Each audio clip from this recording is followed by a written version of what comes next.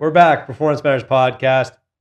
And today we're really going to talk about, I think it's like a fitting recording, because this week we're recording and it just so happens to be IPC's 7th anniversary coming up April 27th. So 7 years ago, we had our grand opening back at the old location. It was only like a 1,400 square foot shoebox.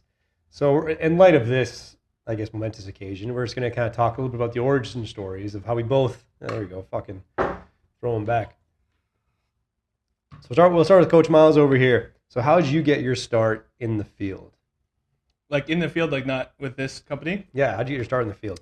I think I talked about it before, but I'll just briefly revisit it. Was playing football at Laurier. I always was like fascinated with strength and conditioning, obviously studying kinesiology. Shout out to Greg and Taylor at Laurier for giving me an opportunity to intern. So I was interning with the men's and women's rugby teams. And, I always say football was my first love. I still love football. I still love coaching. But I got to a point in my own endeavors where I almost love training more. Yeah. Or at least equally, which I really shouldn't. That's not really how it should be. Like if you love what you're doing because it supports your main, you train so you can wrestle. I train so I can play football, whatever. But like I almost got to a point where I was like, man, like the thing I liked about it was you control the environment, you control the outcome. Like most things that come from training are within your control. Like things happen in sports, especially in a team sport. I guess like, the team loses because of a million different factors. Like I always liked the accountability I could take of, I did this training program as hard as I could. I took care of the recovery. I took care of whatever. If I got stronger, great. If I didn't, that's my fault, 100%. So I kind of like that aspect of it. And I also I just always found my whole life I was that guy who like in the weight room, without trying to be annoying or anything, but like always trying to want to help guys. Hey, just the same cues we give now. I always was kind of like, hey, like you mind if I give you a little tip? I think you can really,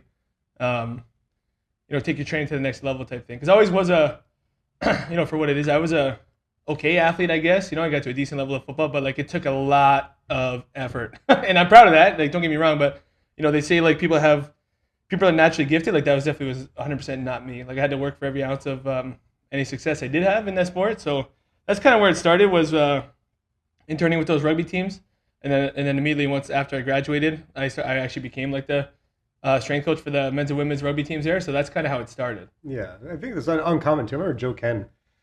I met when we were at a conference. This was years ago. I think that's his kind of like same origin story. Like he was good at football, enjoyed football. He really loved the training process. Yeah, a lot more. Like he fell in love with training, and almost to the point where he'd rather be training than actually going to practice at some points.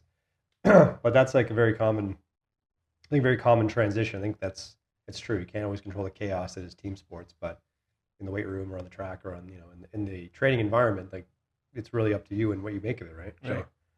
There's times I maybe wasn't playing I thought I should have, and there's times I wasn't. Different things maybe I didn't think were kind of going my way. Yeah. Being objective, like there probably was guys just better than me playing over me. It's fine, but at the time you're like, fuck, like I'm doing everything I can. But at least I always loved how I could lean on like my effort will lead to better outcomes in this endeavor, which was like the lifting aspect. And then, like I said, like I always knew I was not like a gifted athlete naturally. So I'm like, man, if I can meet some people who are gifted and I can help them take their game to, like if they took my approach to the weight room and the training and stuff, but applied it to their actual like genetically gifted, they have the tools. Yeah, I'm like, man, like I can really help. I can change someone's life. So I've always liked kind of being a teacher, like being a instructor. Like I love trying to help people in whatever different ways. Kind of cheesy, but it's true. So I always thought, hey, this is my way I can do it. So that's how I got into the career. Yeah, it's very very common. I think it's a lot of people have that same kind of transitionally story, and it's kind of what John Bry was talking about last week too.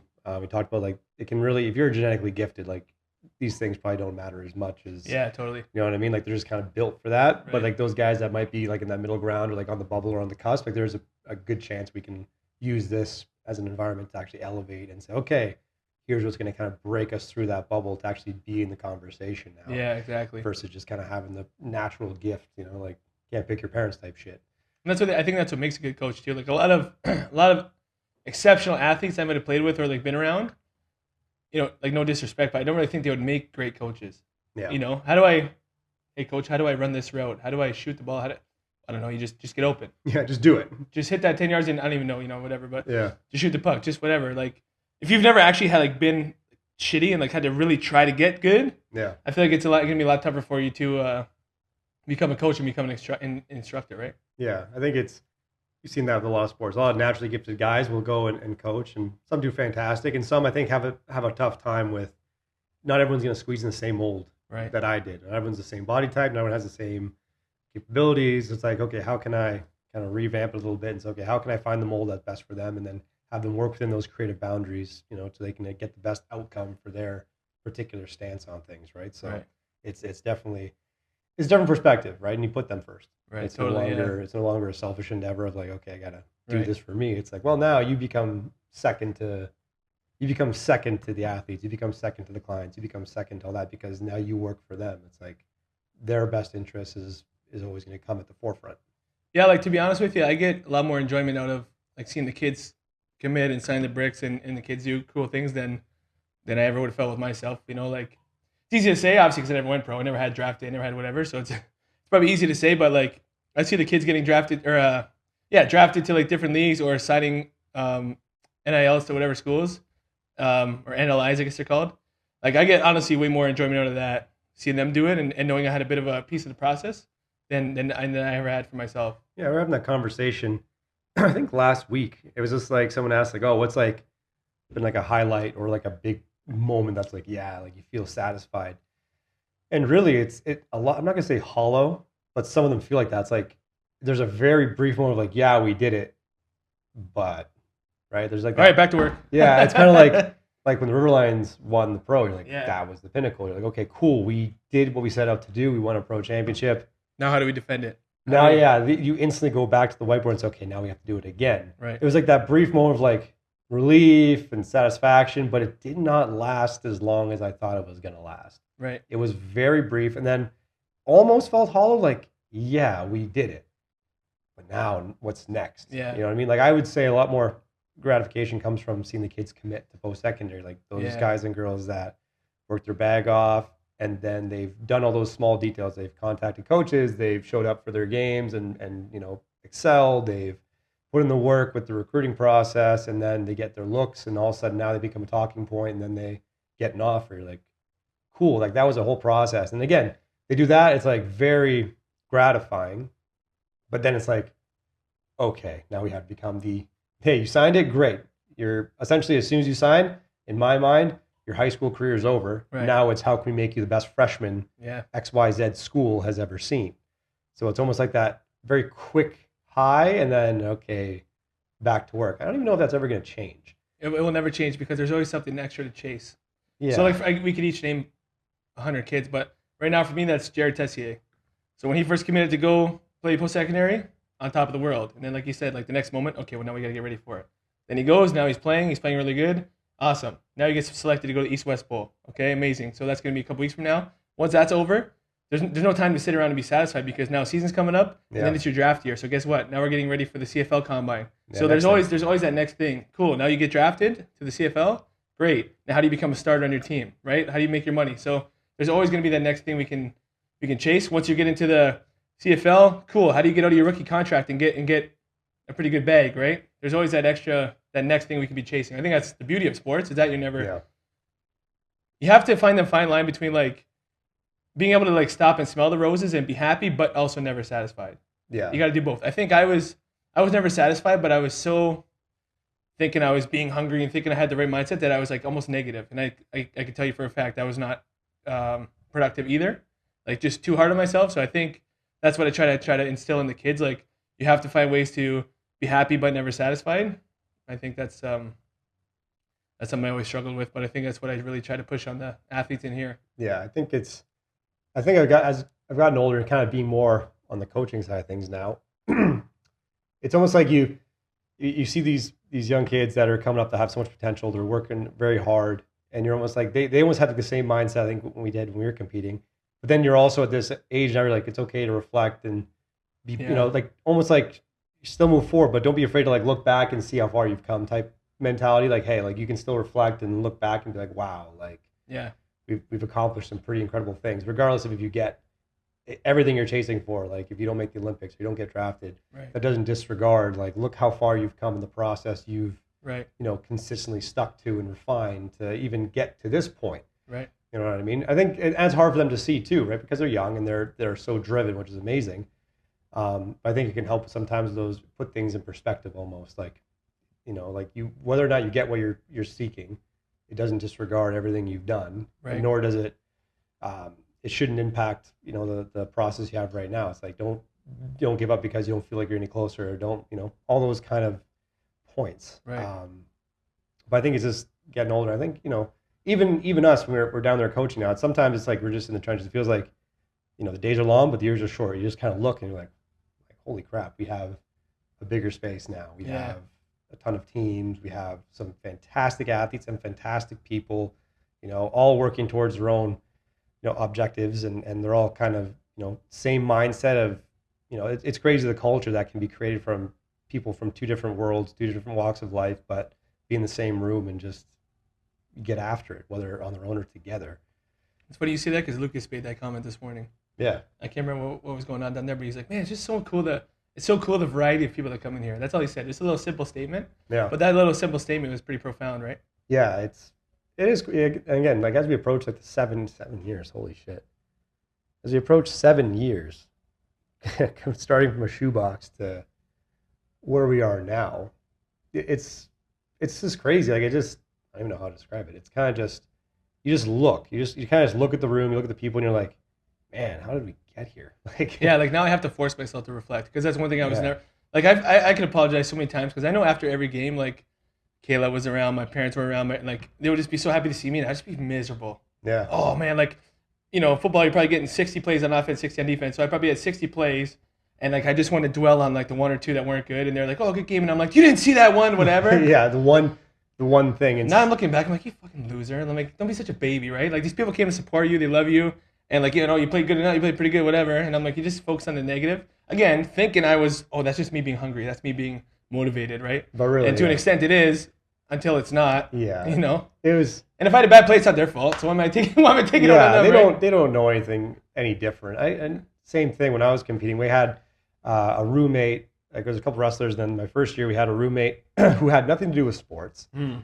Yeah, who's into music. Fantastic That's so guy. good sometimes, eh? That's so good. It was to have very that. refreshing, Yeah, honestly, yeah. because you're so in this bubble of just the same thing every time. And that is, it can be very good, obviously, but having that breath of fresh air, that outsider perspective that he doesn't care about Yeah. sports, and then it broadens your own interests. Like he Totally. was into music, and like there were times we go to recitals or concerts for him, and probably same thing. He was very critical of how he did and Yeah. how everything else, but we're just like, man, you played He fantastic. fucking ripped it. He's Yeah, like, he oh, I did had it. that one note that was so off. And Yeah, it you're was- like, did you? I didn't even notice. Yeah, then he would come, he would come and support us at our tournaments, and then he was like, "Yeah, you did great." And you're like, "Man, I didn't move my feet on this way, I didn't Yeah. shoot this, so I turned and I was You didn't like, see oh." I missed that one gut wrench. He's like, I don't even know what a gut wrench is. And Yeah. She's like, what are you talking about? Yeah, and then even this past weekend doing this exhibition wrestling thing, like I fucking did terrible. Like I did not, I was so out of shape and everything else. But Jessica was right there, being like, "Oh, you did so good, everything else." Yeah. It's like my approach this time was like, "Thanks, honey. Like, Yeah. thank you, appreciate it. Like, thanks." 10 for years ago, being you'd be like, no, I didn't. Yeah, I would have too. I had a different mindset of like, yeah, I'm just out of shape. It's like a lighthearted, like, yeah, it's okay. And they don't know, and they're not supposed to know. Like they're just very supportive people that are just happy to see you in your element. Yeah. They don't know the ins and outs of what you know, but it doesn't matter. Like they're Yeah. just supportive of you doing the thing you set out to do. So I think taking that same mentality now, it's like all these kids can be super critical. Like obviously OVAs are kind of wrapping up right now, and some performances are good and bad, but at the end of the day, they're going to be their own hardest critic regardless. They don't Right. need, they don't need someone else to tell them that they could have done better. I'm pretty sure they know there's always something they can do better. Right. Yeah. So Mom it's- and dad driving home after the tournament, like, Yeah. if the kid doesn't want to talk about it, don't talk about it. Yeah, it's like they know like there's always something to do better. Like You missed this, you missed that. Yeah. You don't think they you know Yeah. it's now it's like, okay, the chaos is over. It's like on the drive home, like the chaos is over. It's like I think it's more encouraging to reflect. Like, okay, like Yeah. What'd you do different next time? what would you do for next time? What are you proud of? Yeah, what are What'd you you- most yeah. proud of? Like, how do you think the whole like from day one to now? It's like you Yeah. didn't get the outcome, but like, how do you think the process went? Is there anything you could have done more of? Do you think what do you think you did really well and were consistent with? I think those are the conversations that will kind of help mellow the tone a little bit and help them Right. actually have a positive reflection that's more objective and concrete than very emotional. That's the cool thing about like these Rapids teams too is they can say, okay, well, every year they know like they pretty much stay together, all the same kids, a lot of time the same coach, so they know like we were ranked this last year, now we moved up to this. Like so that's really Yeah, cool too, right? there's something kind of There's so many teams in the province, so like to say I went from 60th to 20th, whatever, like you can make a crazy jump, right? Yeah. So it's very measurable, which is cool. yeah, it's not top, but Yeah. compared to what you were, it's still still a lot better. So tying it back Yeah. to how we started, it's just a crazy different perspective. And I think even my own tone has changed, like being like younger, my mid to late 20s, coaching and being so, you know, Just full grrr, of piss and full vinegar, of piss right? and vinegar. Now you come like you kind of change a little bit with the times, but you also you just have a different perspective because you've seen so many kids, so many athletes now, and you're just like, okay, like being this critical to an extent can be good, but then now you're kind of beating a dead horse. Like there has to be a different approach now to how do we garner better reflection that can be used to make improvements because Right. they already know. Especially in here, a kid missed a lift. You think they wanted to miss it. You think they Yeah, didn't like you know. know, yeah, like they know, you know, like they're gonna be hard on this. I was like, damn, I should Yeah. have got this. Like, yeah, but like, what would you do differently? Like, what do you think? Like, Yeah. start asking better questions, and all of a sudden have them think a little more critically about Right. how they're gonna get this next time instead of just saying, well, you could have just done this. It's like, should have stood up with it. No Right. shit. Yeah. Thanks. Keep your elbows up. Keep your knees out. That's a good cue. Yeah. Why didn't you stand up with it? Oh man, I never thought about that. Really? That's what I'm supposed to do in this squat or this whatever. Come Yeah, on. it's different. I think so. When I started, this was probably back in 2015, 2016, like 23 or 24. I didn't really know what I was doing out of university. It was like you just go to school to play sports and Yeah. happen to do exercise science because Major in wrestling, minor in major in kin, wrestling, right? minor in kin, and the whole my thought process was okay. I really like I want to train and be the best like I can be, and then my degree and the knowledge I learned from school is going to help me be my own guinea pig. Essentially, you're going to be Yeah. selfish and then just take Right. everything you learn and see if you can apply it differently. And so that carried on until my post grad in Niagara and had to do a co-op, and then I was with the men's basketball team, and this was again back in probably 2015, 2016. Um, and so I think the turning point for me was never been strength conditioning, like in terms of like the actual field of it, just learned about everything else. And then my supervisor was like, okay, you're with this team. They're not, you know, they're very subpar, you know, their attitudes are all over the place. They're probably not going to listen to you. So just do what you got to do. Like, it was very hands off type thing, which I don't know was good or bad. Might be kind of nice because you got nothing to lose, Yeah. right? So I think their expectations of the program were low, and then the Yeah. expectations of me were low. Yeah. So then I go and start coaching these guys, and then I guess just the way I communicate, my style, and everything else that I do personally, I think it kind of resonated because we were able to actually get them to listen. So they were whatever I was saying, they were actually listening. We had some organization, some structure, Right. and I think the turning point for me that I wanted to kind of dive into more into strength conditioning was I started reading textbooks for fun, and Yeah. that was something I First never time ever, right? Yeah. never would do. Like after a session with them, I'm going home reading textbooks and trying to learn more about physiology, learning more about the the art of doing it, the applications of it. Right. And so that was a fun season because now I took these expectations, and I don't remember how they performed that season, but the coach reported very good buy into a lot of things and everything else. So I was like, okay, this was awesome. Actually, I'm like, okay, this is something I want to explore further. And so then I started just at the time it was Iron Athletics. It was in a one bedroom apartment. I started just thinking I just designed a stupid ass logo, and Right. it was just a crazy start. And then the basketball coach was like, okay, yeah, we want you to be in charge of our summer stuff. And I was like, oh, okay, cool. And then I worked as an independent contractor. I worked out of the body shop and then just paid my fees, and then had a couple clients that saw me there, and then got from there. I think my breakout clients were, believe it or not, Jenna and Rhea. Right. Who at the Yeah, time because were they like, were here when I got here. They were here. yeah, they were like 15 and 14 at the time, and now Jenna, Ray, and Nicole was that yeah, triplet there of athletes. yeah. So Jenna was 14 at the time. And now she's graduating from Boston College. So shout out Jenna for completing your degree. Being a bump monster, yeah. Whew. So they were my first ones, and then from there I just kept showing up, kept learning more, and doing a lot of stuff there. And then it got to the point where, me and the guy at the gym, I had a lot of boots on the ground there, a lot of feedback from people that were like at the place. And in my mind, I don't think he really listened or took a lot of the feedback. So I just kind of felt like, go do your thing, brush off. Like he wasn't listening. So Yeah. like every loser in Vegas, you think, okay, well, I'm going to go do it myself and Right. and do it better. And so that's how the first place started. Right. And that's where we took a shot and we said, okay, we'll put all our eggs in this basket.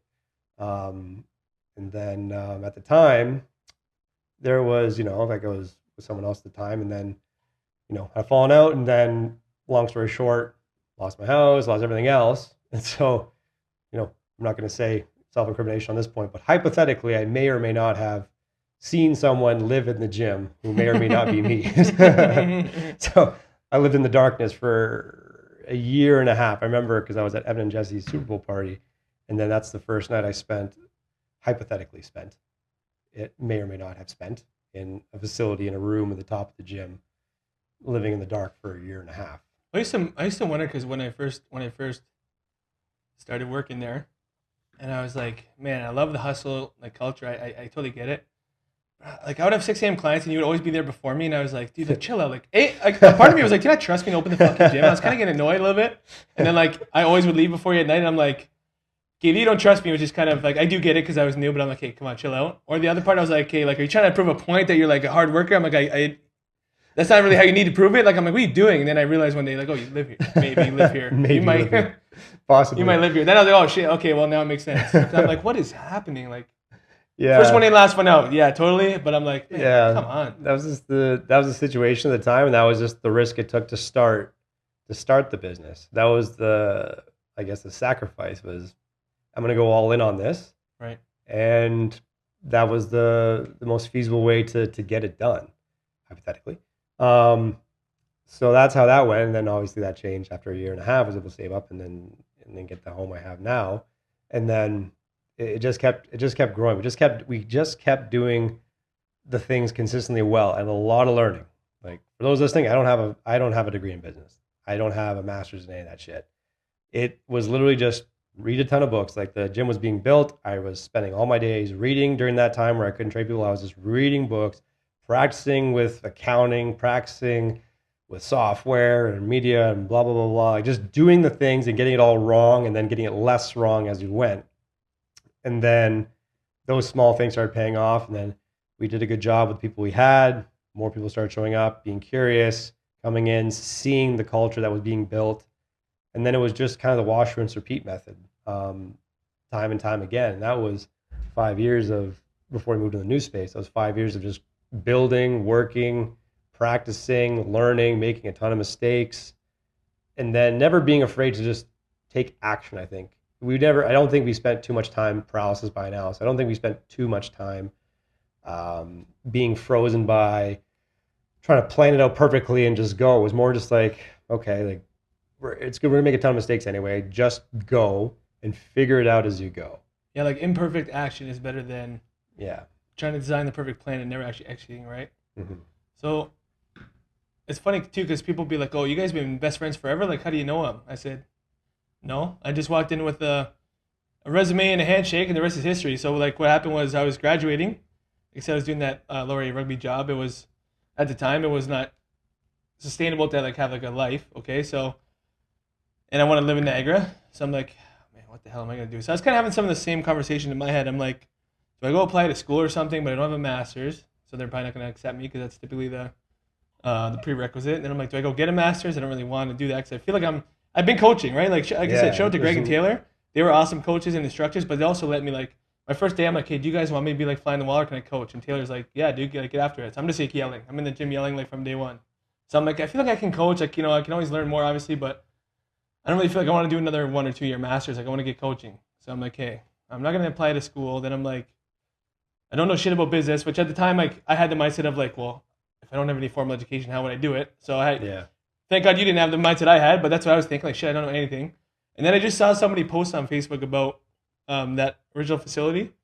And I thought, okay, why not? So like I said, it's what like, I think that's like a little bit of a lost art too now, like actually shaking someone's hand and like showing up as simple as it is. But people now are like, oh, I sent 16 DMs and 100 emails and I never heard back. I'm like, show up. It wouldn't be that hard to separate yourself because that's what everyone's doing. Why don't you just walk in? So anyway, I walked in, applied, the rest is history. But that's kind of how we got kind of started together. I think was probably like a year in or something, or 6 months in or whatever. Yeah, I know I was March 2019. Yeah, I was. So whatever that. The official birthday was incorporated October 30th of 2017. The official grand opening of IPC was April 27th of 2018.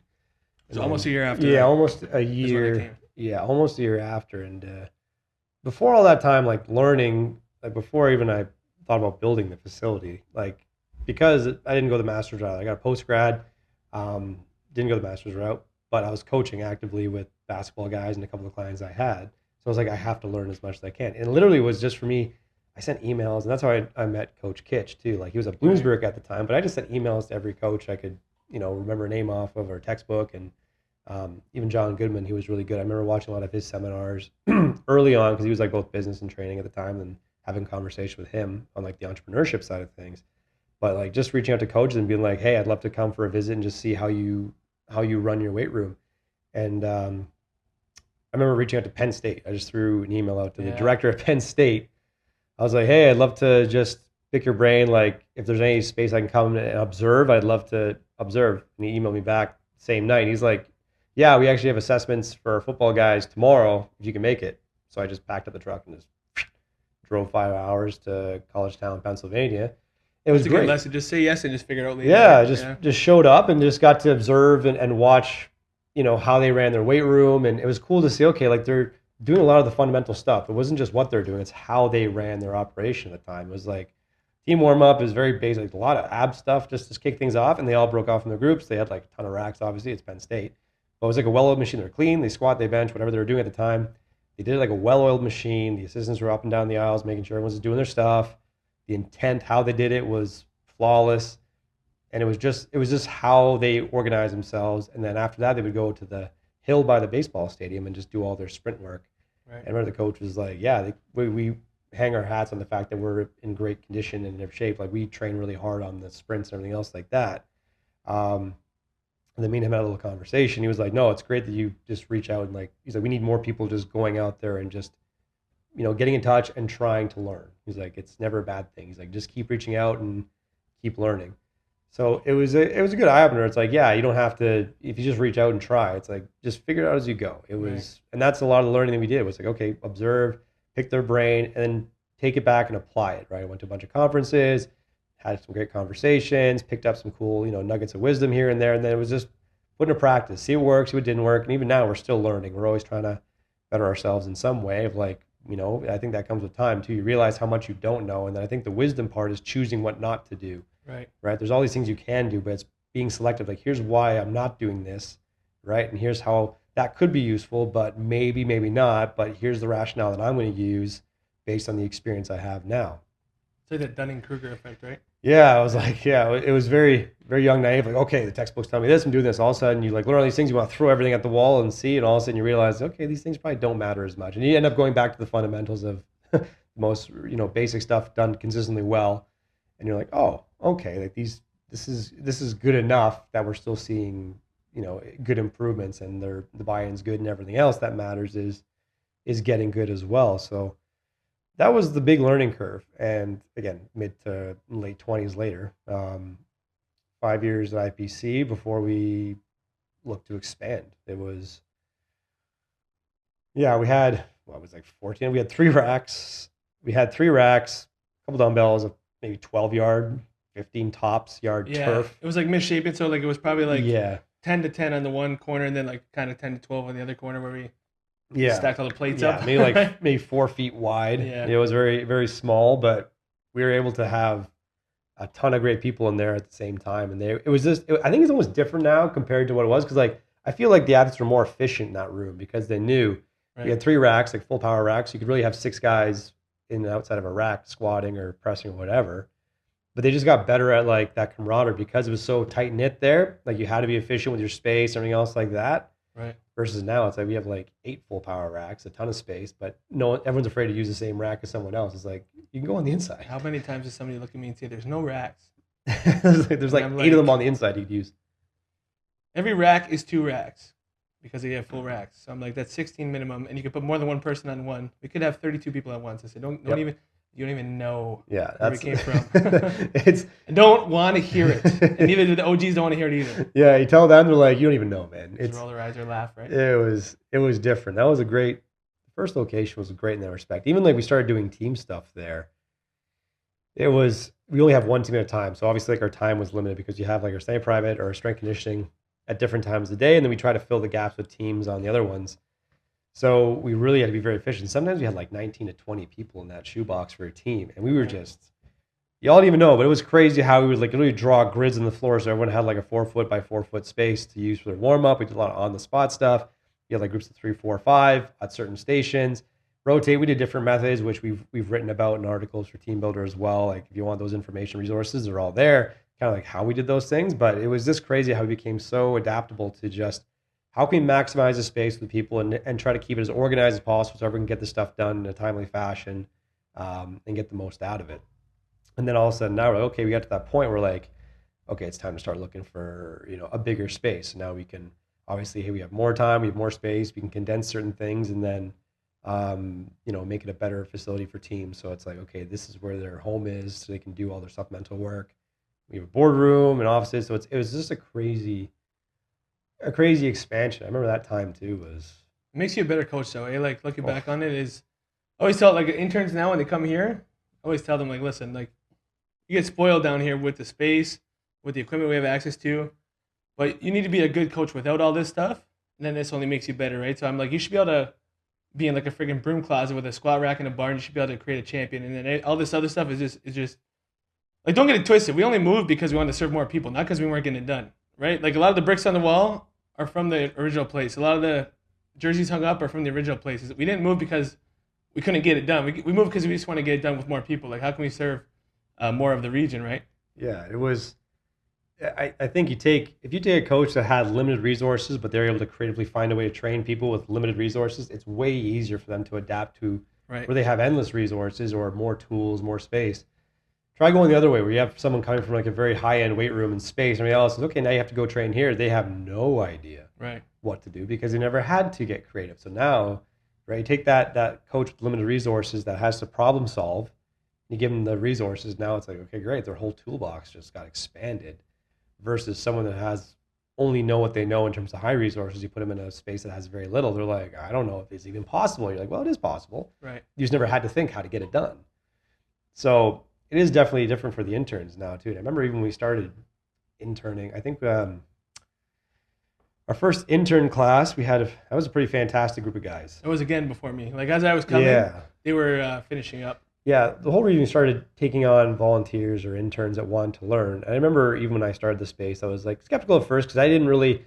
For me, it was like, okay, if I'm going to take on interns, I want to make sure. I think it was almost like imposter syndrome at first. Yeah. Who am I to teach them? Who am I to teach them? Like I haven't been in the game as long. I mean, I'm just the guy that took a shot and thought I could do it better from the experience and the conversation I've had. So I'm like, what's going to be different from like when I was a co-op or learning something? What can I provide these people that are going to volunteer their time to make them better? So I'm like, okay, well, I have to create a curriculum or find some resources that could kind of make a curriculum. And that's where I think that first group of guys started was like, okay, we kind of broke it down by, okay, let's say 12 weeks. Let's say we have an internship that's 12 weeks long. Right. What kind of themes can we have? And then just find resources that kind of fit that theme that we think are credible and then let them get their experience on the floor practicing. I think that's where we started having like a weekly meeting and we would just review, and compared to what it is now to then, it was just a night and day. But a lot of it was just, hey, read the article. What are some things you learned from it? Chop it up with what you would apply differently. But those guys, I remember it was like Dave Powell, it was Tyler Schneider's, Alex Lipper was there, and then you were there, and it was just great. We would just talk shop for like an hour or 45 minutes. Sundays, yeah. All guys who are still in the field too. Yeah, all guys doing, still in the doing field. well, right? So yeah, it was like staff Sundays. We all come in, chop it up, then we just work out after. Yeah. One guy would be in charge of running a workout for us. For sure, I broke my toe that first day, but I You didn't did. say nothing. I didn't say shit. Other Yeah, than the blood was coming through my shoe. I You guys, remember you good? I say, yeah. The trap bar was on your foot. Fuck. It was, yeah, I remember that group. That was staff Sundays, and then we kind of evolved from there for the interns. And then I remember, I think there was a year or so there. I think that was 2019. And the next year, I think COVID was just on the brink. So I think 2019 going to 2020, we had a decent intern class there too. But then same thing was like the resources that were taken from other spots. But during that COVID time, when we were like indoors and we couldn't train people, we literally just spent that time creating our own curriculum. We literally took all the resources and pretty much took everything that we know in our heads and just put it on paper and still stuck to themes. And I think that's where that was like really, I would say the first internship curriculum came from. We spent like 7 or 8 months every day, 5 hours, we planned the work on the whiteboard. We each had a section to do and we just started typing, creating charts, graphs, everything done by hand and try to compartmentalize everything so it made sense from our heads and then put our experience on paper and use different sources and people that are also doing crazy things and like put that in there. And then we just kept refining it. So even to now, we're always refining it, trying to make it better and everything else. But that's kind of crazy how that started. And then now we have the opportunity to partner with like Brock and their master's program. We have master's students getting their co-op credits with us, doing their stuff, and then they can go on the field and do some pretty cool things. But that's how that all started. That was, I think it's just another good message for young coaches. yeah. Well, actually, I hate saying young coaches, like, because really I'm like 10 years in. I think I'm still a young coach. It's kind of like a stupid term. I'll say new coaches. Relative, yeah. I'm young. I'm not new, but I still feel like 10 years in. You have to be humble. Like, so I'm a young coach too. But for a new coach, what I should have said, it goes back to your message, your kind of message about like not being afraid to take risks and just kind of saying yes and figuring out later, not being above like sometimes sacrificing. Yeah. Because for us, that's kind of how it happened. Like, I was always like, okay, I'll just sacrifice now, figure it out later. Like, it's funny you talked about before reading textbooks like for fun, reading textbooks on your own accord, like when you're first trying to learn about this stuff. Like, same thing for me. I got my OSAP. I remember obviously like all the bills were paid. Then I'm like, hey, you know what? I took like precision nutrition. That's what I paid for it. Was for my OSAP. I took shout out John Berardi from. I should have told him this story last week, but I'm just remembering now. I paid for precision nutrition. Like all your buddies are buying shoes and PlayStations and all that shit, right? Yeah, you're buying courses. Buying friggin' precision nutrition. That's when I did Joe DeFranco's course originally. That's when I did Clance's course, which also was awesome because I went in person and learned from him. And it's funny too, on that day when I went and did Clance's certification, he was like, oh, cool, you're just graduating? Like, now your real learning starts. Yeah. And I remember at the time, I'm like, come on, what do you mean? I'm like, I just 5 years of doing this degree. I feel like I know a thing or two. Yeah, like, I was humble. I'm like, I have a lifelong learning ahead of me, but I was like, come on, like almost talking to me like, you don't know anything. Like, yeah. And then even within that weekend learning from him, I was like, oh man, you're right. Like the more I started taking the courses, the more I kind of learned, okay, like, yeah, 100%, like that white belt mentality, like the minute you stop learning, kind of you're done type thing. And I think with a lot of these new coaches, again, like it's a weird world, but it's a weird world where everyone's like, I know my worth. I know my, like you got to be willing to cut your teeth at first. Like back then, I was running programs for buddies who were looking for, and I didn't have a clue what I was doing. Buddies who were like, oh, let me send you knee transfer, let me pay you. I'm like, honestly, I don't think I'm worth like shit, so thanks, but just take the pressure out of it, let me just practice. And that's kind of where I started, right? But it goes back to the mindset of like just kind of saying yes and figuring out later, not being afraid to sacrifice. Yeah. And then that kind of carried into like where the internship started is where my whole segue is going, because I remember like right when we found out about the what do you call them? Lockdowns. Yeah. And we're like, oh man, what are we gonna do? I'm like, are we gonna try to go outside? Because they said, you can train people outside. Then we're like trying to think about, well, what's it gonna cost? And I remember we just said like, fuck the money, honestly. You know what? We'll just figure it out later. We'll just bring our stuff outside. People probably thought we were crazy. Oh yeah. Right? Which is good. Maybe we are crazy, but it was kind of like I remember talking to the guy and he was like, well, the only way you can train people is if you're outside. Okay. Fuck you. Bet. Okay. Yo, say no more. So every day we would come in. See, people don't know this either. Every day we would come in, 5 a.m. We would bring, and shout out to our interns that summer. They were like fully bought in with it. We would bring all our stuff outside. We would train people outside all day. And then thankfully whoever was usually at the night shift would like with the last session would bring it in with us. But we did that every day for I think 2 weeks or whatever how long that phase or color or number or stage was of the COVID protocols. And then once we were able to safely move back inside, that's what we did. And we always were trying to follow the rules. But again, our days were like, okay, we're not just going to sit around idle. We're going to find a way to actually still make progress and still move dirt, like we say. So it's going to be two things. It's going to be training people outside, which apparently we're allowed to do. And we're going to be working on this internship, right? At the same time, we're like, what can we work on, right? Like we say all the time, it's so easy to be like, oh, I can't this, I can't that. I can't train people in the way I normally train them. Cool. That fact is understood. That's established. Well, what can you do? We can train people outside, so they say, and we can work on this internship. So that's when we kind of said, okay, we'll build it from the ground up, have something that we made, something we're proud of, and then like you kind of said, something that will always be evolving. Like the more we learn, the more our interns will learn, right? So every intern that comes through here, you're probably learning something a little bit different than the class before because we've now gotten better, right? Yeah. So now the internship program gets better. Now the future interns get even better. Yeah, that was a crazy time. I remember that.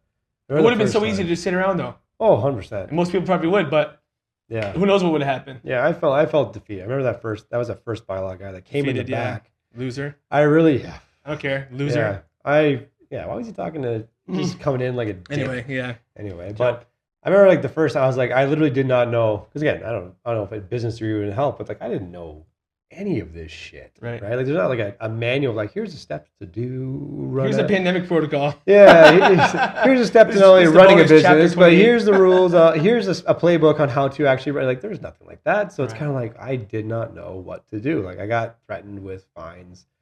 So you're kind of like there's that moment of defeat. You're just like I genuinely don't know what we're gonna do, and how are we gonna keep this afloat? Like how are we Right. gonna manage to keep afloat? Like how long can we hold this out for if this is the situation? So there was that moment. But then, like Totally. you said, it was like, okay, what are they allowing us to do? Well, my blissful ignorance, because I was like not even a year in the company, I don't think, or maybe just a year. And I remember you're like, well, like we got to run the numbers. I was like, the numbers, fuck the money, we'll figure it out later. And if we go down, we'll go down swinging. Yeah, we're gonna go down our own. Sure, terms. let's drive to Kitchener and buy the only squat stand left in the fucking province. Yeah, we'll put that outside and we'll just. We did do that. We had to find like another outdoor rack. We only had one left. And it was in Kitchener. Yeah. We just drove to Kitchener and bought a squat rack, portable one. If we're going down, we're going down swinging. Yeah, and then we moved every dumbbell, moved every plate, moved every barbell, brought them back in, had to clean them, go back out again. Every single. It was the hottest weeks of summer. Holy shit! It was like a certified hottest. heat wave. I'm pretty sure It was hot. Like those. Kudos to all the I shout out to Mike Craig, Tanner, to Picard, and there's a bunch more guys that were just, Aaron too was out there. Shout out to all y'all for just. I think it was like I think that was the moment where the culture really just got tighter. It was almost like a big like fuck you to everyone. Like we're the only one giving anybody any hope. Yeah, it was the whole system was so focused on what you can't do, and at a certain point it was like, yes, I understand what I can't do. Yeah. And we were the only people it felt like who said, hey, this is what you can do. Yeah, we'll find a way. I think everyone really rallied around that, like, fuck it, we're gonna find a way. Like I'll suffer, and then I think that's what the shared suffering is. It's like it was not comfortable. Like I'll tell you, it was not comfortable. We're in the heat wave, 30-degree weather. It was hot. The benches were hot from the the black leather. It was burning your back. The bars were hot. There was no not shade. Not an ounce of shade after like 10 a.m. Once the sun The came bars over. were fucking hot metal on your God. back, and like you can't catch your breath. I remember Mike Craig running in to do a cold shower, come back. Like Mitch Demir's puked 3 times in that. Oh God, like, it was. But they just kept going, and you're just like, that was it. Like you talk about shared suffering, it's like that was the suffering, but it was really just like a hopeful moment of like it was like a gratification of like, yeah, everyone else is complacent, obediently following this, and satisfied with, well, it's because I can't do this. And they told me I can't do this. Our people were like, no, there's a way. It's gonna hurt, but we'll do it. And they did it, and we went back inside and everything else. If anybody doesn't like it, we followed the rules. So Yeah, sorry, yeah, not sorry. Yeah. And how many draft picks and professional contracts and like university signings came out of that time period? Yeah, a bunch. A bunch came during that time. So like, I don't have a single regret. Yeah. And how many people got sick with COVID during that? Nobody. 0. So whatever. Yeah, everything was fine. But it was just, I think that was a huge rallying point. And as soon as we came back inside, it was almost like a breath of rejuvenation. Everyone was so excited, and like we did it. You know what I mean? Like we survived the things. And I remember like, following that time was like, I know like 7 or 8 guys that lost everything. It was heartbreaking. You see guys, like I remember I got Parabellum shut down. He was doing a fantastic. It was crazy because like we have competitors, obviously, like, people are always in this industry. But you never want to, it's almost like a hollow defeat. It's like they didn't. Yeah, totally. You don't want to see anybody sink. Yeah. You don't want to see anyone sink, and sink for the wrong reasons. Right. It's not like they were doing anything wrong. Like their business model and their ability to operate was sound, where they were able to do the thing they love to do and employ their people and provide an environment for their people. But then to see them all just lose it for the wrong reason. They were doing what they were told to do, and it cost them everything. Yeah, because really there was no support. There was no support. The support was very minimal. And to see them lose for the wrong reasons, like something out of their control, that they thought they were doing the right thing because they were told, and threatened. They were threatened if they tried to do something else. Right. But it ended up costing them everything. I know 8 guys lost their business. I'm pretty sure 1 guy killed himself, and he was out west. Right. And for again, not downplaying what that time was, but like if you had to go back and do it again, you're like, is that worth it? Right. You lost everything that you created. And I think you need more people to take that risk, to be like, I'm going to start something and create something great. I'm not saying it's going to be like the next Apple, or maybe it is, who knows, but it's more just, it's not for the bad intentions of, just making money and hauling money. It's like, no, they're creating something. They're sacrificing something. They're giving something themselves to create something for someone else to create their own life or better themselves. So it's like, whether it's a store or a product or service, they're starting something because they believe in something and think they can help someone else do the same thing in some aspect of their life. And to see that just taken away. Right. because Something they're that's out of their control. something out of their control. That they're doing everything they're told to do because they're handcuffed. But then to lose it with no and say, oh well, sorry. It's just like, well, that's not the way. And we're gonna sit there and roll over because the Come powers on. that be are having zero effort to actually like find solutions. Yeah, Like come you're telling on. me in the old place, at a certain point in time, we couldn't have somebody on the far rack training while we were like upstairs or something yelling down to like as crazy Yeah. as that sounds, and that's really not the personal training model. I'm just making a point like that was unsafe to do. Are you kidding me? Like there's Yeah. no, but like you can get a haircut Yeah, as you should be able to. Don't you know what I'm saying? Like really, we couldn't do our thing. yeah, and the support, Unbelievable. and I get it because it was uncharted territory for a lot of people. But I remember because I think we were locked down. I think the lockdowns were in effect 3 times, Yeah, I think you're right. and I think the first time, okay, we shut down, and that's when we did a lot of our paperwork because Yeah. okay, there were no rules. We're gonna wait it out. We didn't know any better. Yeah, We didn't know any anything better. about it. Or So then we opened up before the second lockdown. This is where I was, and shout out to Dave, Scott, Darren. That core group of guys were always helping with their own knowledge and experience in business, law, and everything else. because they were navigating the same. They were helping navigate the same thing. So then before the second lockdown, I remember Scotty like listed out all the protocols and rules and everything else. And then because there was nothing for our type of facility, we ended up creating our own. And then I remember emailing and mailing our local MPs, right? Our mayor, our business people, Ministry of Sport, and not everyone got back to me at all. Right. I remember talking to the MP, and this is why I'm biased against certain MPs because I've had experience communicating and talking with them. But I wrote multiple letters and said, hey, listen, I know there's not really a protocol, but here's something that's been effective in these other states that they're using. Like, we can follow the same protocol. Like, okay, cool. Like, can we do this? And they, no. And they pretty much just, and they made you treat like a number. They didn't know. They didn't really listen to you. I didn't really feel heard. Right. But it was not for lack of me, like, not acknowledging the situation at the time. I was like, no, I know there's something going on that we don't really know. But I'm trying to provide a solution the best I can with the knowledge I have. Like, this might work. Can we just try? And so the second lockdown came, and they opened up with new protocols for our facility. So then here's what really irks me, and this is what really pissed me off. Was like, okay, after the second one, they created the rules. Great. So then we follow the rules to a T. I would say above a T. I think we actually went above and beyond. We went above and beyond for these rules. And what irks me is when they said, we're going to go lock down a third time. And this is where I was completely frustrated. And this is where a lot of guys lost their businesses. And then I had a phone call with the mayor. I recorded everything. I recorded a conversation with the mayor, with the MPs, because now I'm mad again. I'm like, listen, I'm doing everything in my power to follow your rules above and beyond. But yet you're telling me we're going to be locked down a third time. And that's where it doesn't make sense to me was I did everything. You guys made the standard for this industry. I'm following your standard. The one that you created, I'm following it, but it's still not enough. Right. You're telling me that I have to do, and I told them point blank, I'm like, I'm not doing this again. Right. I'm not doing this again. Like, I can't. Like, right. I'm not going to do this. It's not fair, not only to myself, but it's not fair to our people.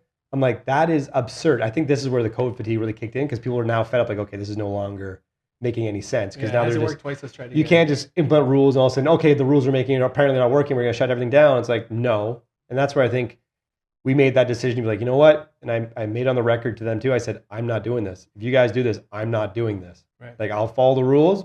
I'm going to keep following the rules, but I'm not going to shut down again. Right.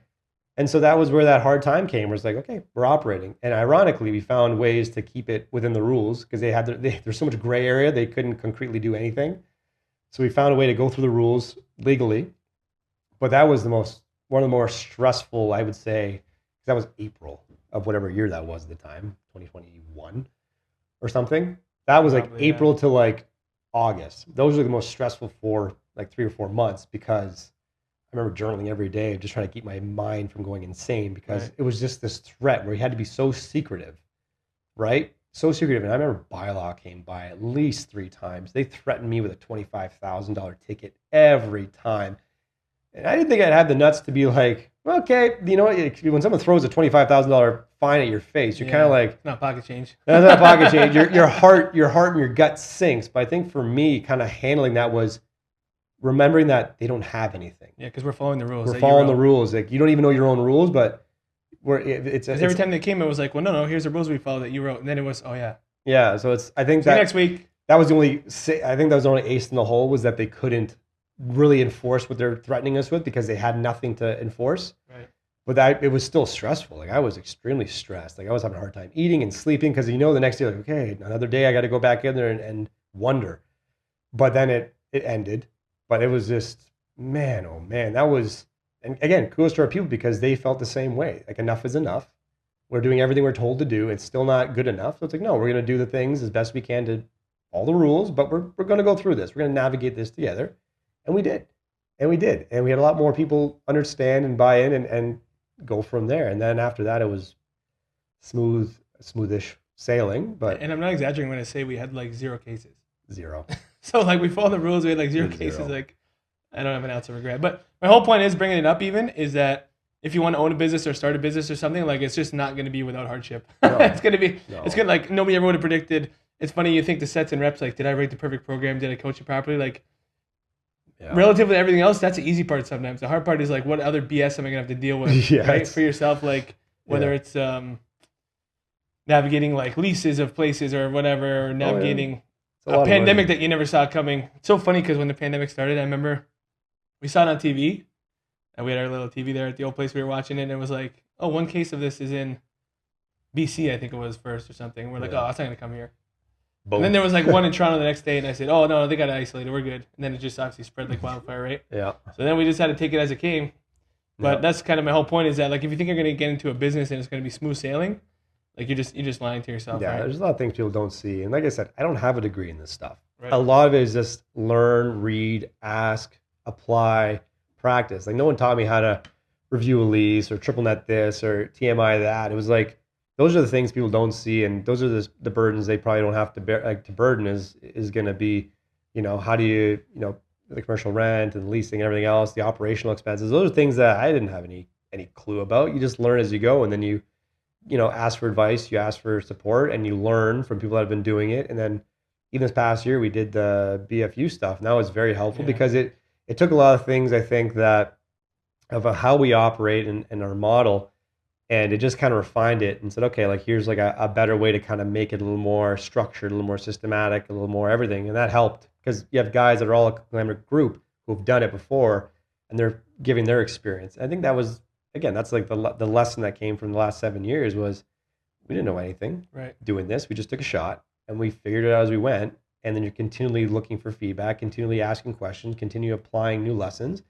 And then you make less mistakes. And then I think the more, years go by, you're doing that again and again, you become better at handling new things that come up or pop up. Like, I never expanded to a bigger location before. That's triple the overhead, triple the cost of moving, like all these things. I remember that was a stressful week trying to like organize. Okay, you have to like try to schedule equipment delivery times to coordinate with the construction being done. So it's like, okay, how can I minimize time wasted from, because every month that goes by building is a month you're still paying for the spot. Right. So it's like, how do you navigate? I have to, coordinate with the construction and the contractors to say, this is done, so this can go in. This is done, that can go in. Okay, then we have to plan this move out date and then coordinate that with the lease ending at the other place. Like, there was no. We had like porta potties rented. We had like custodians there were, was like, late and there's no playbook on this. You're like, shit. Okay, what needs to get done? Like, and just write the scenario out and then see what the timelines and expenses are and everything else, and you're just going for it. And those are things people don't really see, and nor should they have to worry about. But that was the things that I had to bear. Was like, okay, I have to be able to figure these things out and try to line them up. It wasn't perfect. It was a bit of a messy move, but I think it was good. It was like a tough week because then we started packing things up. The guys, it was like one solid day of moving. And even when they moved in, it was like there's still some things not done, but it didn't matter because it was the main training space could be completed. Yeah, it was serviceable anyway. It was serviceable, and then the other things could be done as they go. And big shout out to the people that helped. I remember Isaac was helping. Yeah, Kelly was there. Kelly was there. Federico was there. And then was there. Yep. Like Peter was there. And then for the turf, I remember Ben, Paul, those guys came out to help with that heavy ass turf. Yeah. So and again, that's a reflection on the community that is IPCs, people going out of their way, giving their hard-earned, their time, time of their day to help us, right. With our endeavor. And we made that move. And then we just, again, we're always making adjustments, but we got more racks, we got a new piece of equipment, we invested in sport technology, but these are all just continually layers of evolving operations that people don't really see, but it's always cool when we can, offer that. And like obviously reflecting the last 7 years, it's crazy. We started with, 2 racks when I first started. Yeah, when I first started, even I think the third one came like maybe about a month after I was there. That was at this when I was hypothetically maybe not living at my gym. I think I just got drunk one night.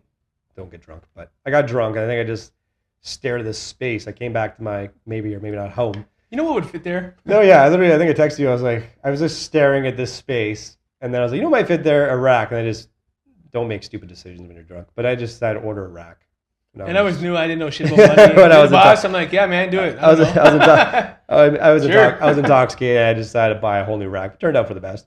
So going from like 2 to then 3 racks, small turf, and then seeing everyone being able to navigate that small space and still do fantastic. Like the environment was great, the energy was great, our styles lined up with the more gritty atmosphere, and then now expanding to a bigger space where you have triple the space, more equipment. We're able to service more teams at the times they like. More people can come in. Bigger community, bigger culture. We have a more in-depth curriculum for our interns or volunteer people that want to come in and learn. Like those opportunities and experience, it was like a ripple effect, right? Like it just started, just rippled out. And now we have Aiden full time, which is amazing. He's doing great. Laura's here. You have Scotty on custodian. So like it's almost just like, it's to me, I always look back, and this is not me being, I'm not trying to be selfish, but it's like an idea one person had, just a concept. One concept could just blossom into something that everyone now is impacted by and is drawing their own experience, and then it just blossoms. It's like multiple ripples just expanding over time from a concept that one person can create. I think the message from that is anyone can do that.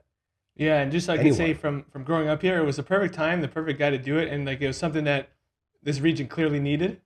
Yeah, it was something Clearly needed and never had. Yeah, I think we offered at the time, it was called semi-private. Like I think when we started, it was the traditional like 1 session, 2 sessions, 3 sessions, one-on-one, 2-on-1, or then 3 or 4, and that was it. But it became, and I remember like learning from other people, it was like you have too many things. You're trying to do the same. It's like that is not feasible. I remember the scheduling was a nightmare because if you signed up with a buddy, like you always had to come with your buddy. Yeah, well, I can come this day, she can come that day. It was a nightmare. So then we learned, and like, okay, and then we saw what like Cressy was doing, and I had some, you paid for some knowledge. You pay for an hour of their time to just. It's kind of it was almost like gym therapy at that point. Like you're paying that guy a couple hundred American for an hour of his time, and he's just you're having these ideas like do that. Because you start feeling, validated. You're like, somebody out there must have the same thoughts I've had, or I'm having. Yeah, right? And sure enough, they did. I think we were the first. I would argue we're the first facility to bring the unlimited model to Niagara, and then people were able to train more frequently, get better results for a low cost price. So that's where that model came from, and that was a great fit, and that's our more popular option because it makes the most sense. You're able to train at a higher frequency, higher consistency, the times are flexible, and it's all under one umbrella. Fantastic. And it narrowed all our price points down so it's easy to understand. All those small things that seem obvious were not obvious at the time. Right. And then you just apply it and you're like, well, I remember because I was so nervous bringing that new model. I was like, I don't know if this is going to work. Yeah. But it's so unique. So it's so unique. I'm like, well, how? Because I think what most people have, like the fear is like, well, how are they going to take this? Like, this is a little bit different too. Like, how are they going to take the change? I think you realize that people are okay. Like, I think 99% of the people are going to be okay with the change. Like, it'll be a little growth here and there, but they'll be okay. And sure enough, like we were nervous, we were still learning it, but then it flowed. And you're like, oh, it's not as bad as you think. You start thinking, how did we ever not do this? Yeah, you're like, man, like what were we so afraid of? Yeah. What were we so afraid of? And then that model, took off, and that's now our bread and butter is being able to offer that service to our people. Yeah. And now we're able to do it in a bigger location and offer them better stuff. But the point being was like it's just anyone can have that idea, that concept. Right. If you just take the chance, it's not gonna be perfect. It's never gonna be perfect. It's gonna be messy. It's gonna be chaotic. You're gonna have days where you pull your damn hair out. But it's like it's possible. Like, what's the next step?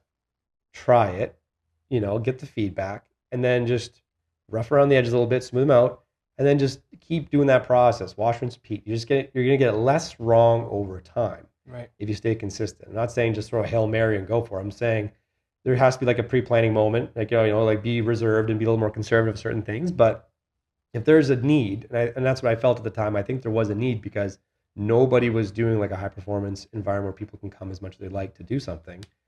So it's like I felt it was needed, and I felt we had the staff. I think we have the ability. I think we had the culture. I think our personalities play a huge part in that. Like I think we are known.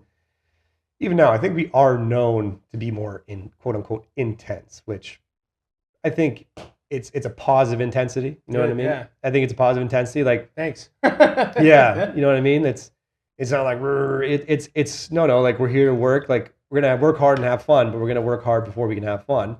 And I think people resonate with that. It's like because we know and that's why we cater to a certain population of people because they do want to get after it. They have a purpose, and then they want an environment that can support them and push them in that way as well. And like we're human, you know what I Right. mean? Like we are human, and I think Recently, that one part of the kids shines was through. like, I told my buddy about coming to this place, and he said, "Oh, I heard about that place. It's like pretty gritty over there."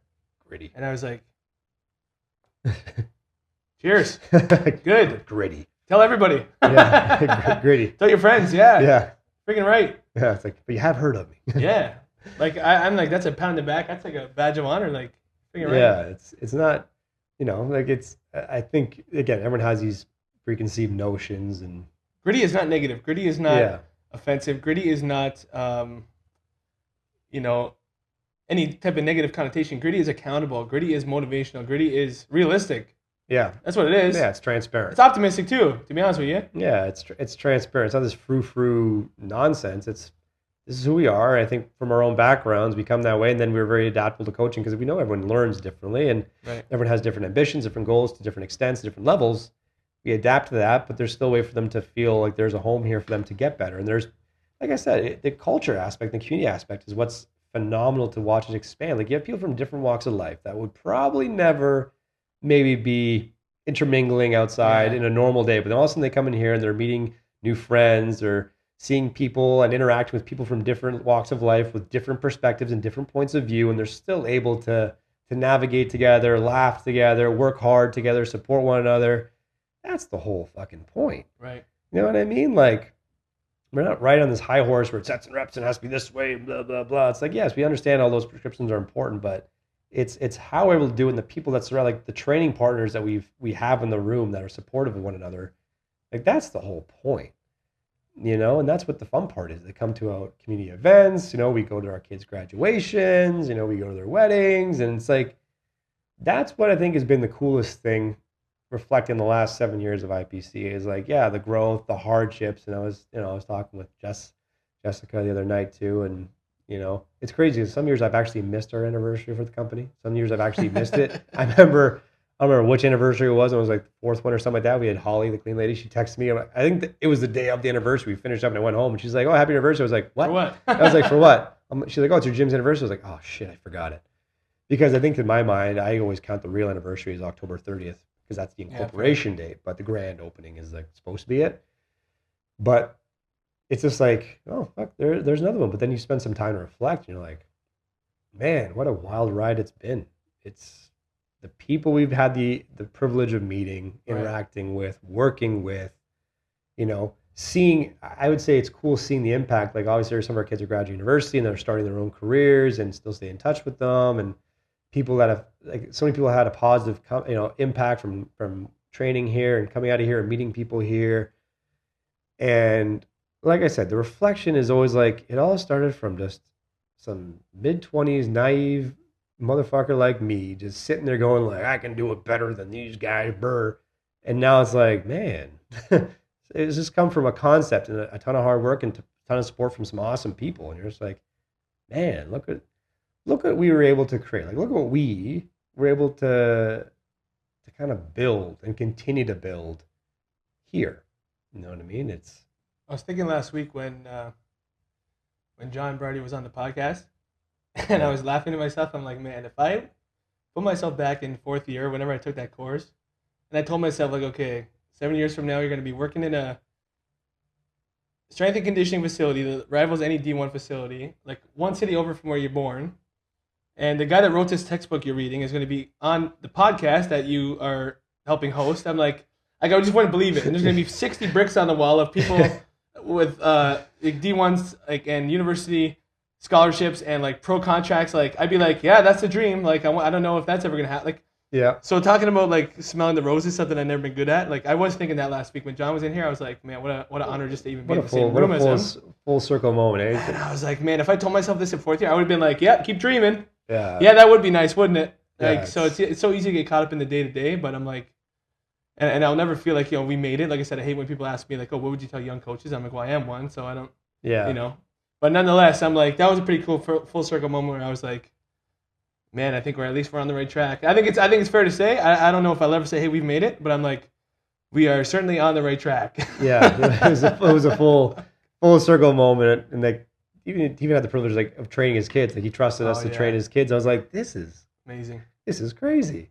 That's like it's cool the people we've had the ability to meet, and now we we guest speak at certain functions, and we help other young coaches that are or new coaches coming up, and they're off doing some pretty incredible things. It's like wow, all from 4 bricks and 1,400 square feet of space, like half a fucking turf, 2 racks, and a little bit of piss and vinegar. And next thing you know, here we are looking at 7 years, and That's what I put up my Instagram story yesterday. I said, and we're just getting started. We're just yeah, scratching the yeah, surface. There's so much more to come. so much more to come. We have so many. Again, we have an awesome summer coming up. Some awesome people, awesome kids, awesome programs being run. Another Riverline season, defend the dynasty. It's and then obviously CFL stuff's coming up, and we're looking for some good hockey players coming in. It's crazy to see that just the ripple just keeps going further out. And again, this is I like to think these gym anniversaries they're more for the people. Like it is for our people. Like it's a reflection of like it's a chance for us to reflect on all these fun memories and the hardships that kind of came with it. You look back, you just kind of laugh. Like some of those points where we weren't laughing, it was like scary. But all of a sudden now you can laugh like fuck. Nervous laugh. Yeah, you're like ha, ha, right. So it's fun for them, and then if they reflect on their favorite memories. It's cool to see even like the Instagram posts, like people commenting some of their memories. I'm like, man, that was fun. Yeah. Those You remember all those like it was yesterday, eh? That's Yeah, crazy it was fun. Everything from just starting brick and mortar to being outside during COVID, to people suffering, to everyone getting after it, to Squattoberfest, to anniversary parties, to kids' graduations, to people getting married, feeling good, having a great experience, talking about it, the community aspect, people seeing people interact, curious about how their lives are going, and being able to exchange points of view, have discussions, train together, support one another. That's the good shit. Like, I think I'm the same way. I don't think we'll ever make it. You know what I mean? I think we're on the track to do some incredible things. It's more just like even having a full room, you just kind of sit up on Overwatch, you just kind of look, and you're just like, man, look at this. You're like, hey, look at us, look at this, like look at it. It's awesome to see. It's like a symphony of organized chaos. Just everyone working so hard and doing some crazy things, and then moving forward, obviously we have some cool plans coming up, and man, it's crazy to see how things evolve, and it's just a cool, you know, it's it's people put their trust in us to do the right thing. And I think we've always come through. We take that personally. You know what I mean? Like we Right. take that personally. I think at the end of the day, just don't be afraid to bet on yourself. Whatever business you want to start or whatever you want to chase. Like I remember in my initial interview, and you're like, what's your 5 year plan? I'm like, you're working here. I said, let's just blow it up. Right? Yeah, I didn't know what the hell it looked like. Just blind faith, yeah, honestly. I didn't know what it looked like. But I'm like, you seem like a fucking hardworking guy. We're on the same. I feel like we're on the same wavelength. Like, yeah, let's just take it and run with it, right? yeah. That's Blind faith. Whatever. that is the goal. Like the goal is to become like I want IPC and the people coming out of it to be the best in the southern part of the province, and the best in the province, and the best in the country. Like I want this. I want people to have eyes on Niagara for their best athletes, for their best people. Like they should be coming out of here. We have the resources, we have the know-how, we have the support. It's like that is where, this is where people are going to come to be their best, and they can get that support. They can get that, that reliability on their coaching and their programming, and everything's going to be catered to them, and they're going to get their best. They're going to have the opportunity to be their best here, and that is going to be the overlying goal. And now we have a podcast, and we're getting to have some great interactions. We just again shoot a shot. Say, hey, we're gonna do the podcast. We always talk about these things anyway. Might as well record it. See if anyone listens. But it's just been a very humbling experience. It's been a fun experience. Met so many cool people, and some awesome friendships and brotherhoods and sisterhoods along the way. And it's crazy. Like getting older, and it's cool. You know what I mean? I don't really know how else to describe it. It's been a very cool journey with a ton of learning, a ton of opportunity, a ton of hardships that I think have made everyone better. I think it's cool that people can kind of hear that perspective, right? Like it's not always been sunshine and rainbows. In fact, I would argue the opposite. Whatever the opposite of that is. Yeah, I don't know. It's Dark clouds and shit, rain. shit, piss, and despair. Shit, piss, and despair. But it's all, you know, But all that stuff makes the good day sweeter, right? Yeah, it does. That's reality. It does. You know what I mean? Like, you know, seeing the last session of the day and the sunset and everything else. Just you look at the empty gym, it's quiet, and there's just days you look, you're like, man, look at this. That's kind of cool moments too. Like some of those days, like in the summer, the garage doors open. You know, everyone just finished the last session. They go home. I kind of just before I pack up, I just kind of look behind me. I'm like, look at this. Man. Look what this has become. Right. Look at what this crazy concept, this crazy risk, this crazy idea has evolved into. You know, we have so many amazing jerseys on the wall, brick sign, amazing people. You just look back and you're just like, man, it's not all bad. Look at this. You know what I mean? Like whatever happens, it's going to be okay. Everything's going to be okay. It's just almost therapeutic. You know, it puts things in perspective a lot. And yeah, I guess that's the 7-year reflection in a nutshell. That's it, man. At the end of the day, I just know I'm doing what I'm meant to be doing, and I'm doing it where I'm supposed to be doing it. Like, how much else can you really ask for? Nothing. You know, I hope people feel the same. Right. I hope people, both all our staff, and I hope our amazing clientele and our athletes and our people, I hope they hear that and I hope they can resonate in some form with that. Like we put our heart and soul into this stuff. You know, there's gonna be good days, gonna be tough days, but you know, seeing how we navigated the early days, how we navigated that pandemic nonsense, seeing how everyone, you know, rallied together and supported and pushed through, you know, I hope they can resonate with some part of like, it's not just sets and reps and barbells and a gym. It sounds corny, but it's more than that. It stems from more than that. At the deepest foundational level, the roots of it all, it's more than that. And, you know, I think we do a good job of kind of having that ooze out of that passion ooze out of us when we coach, when we get excited, you know, when we can celebrate someone else. I hope they can, you know, resonate and they can feel that and feel heard, seen, and impacted very positively. But yeah, all right. That's a wrap, I guess, isn't it? That's a wrap. Here's some next beers. Here we go. Hey, cheers up. Bottoms up. Bottoms up, fellas. All right, thank you all for tuning in again to the Performance Matters podcast. We're on YouTube, Spotify, and Apple. Make sure you subscribe, like, share with your friends, and we'll see you all next time. Thank you. Peace.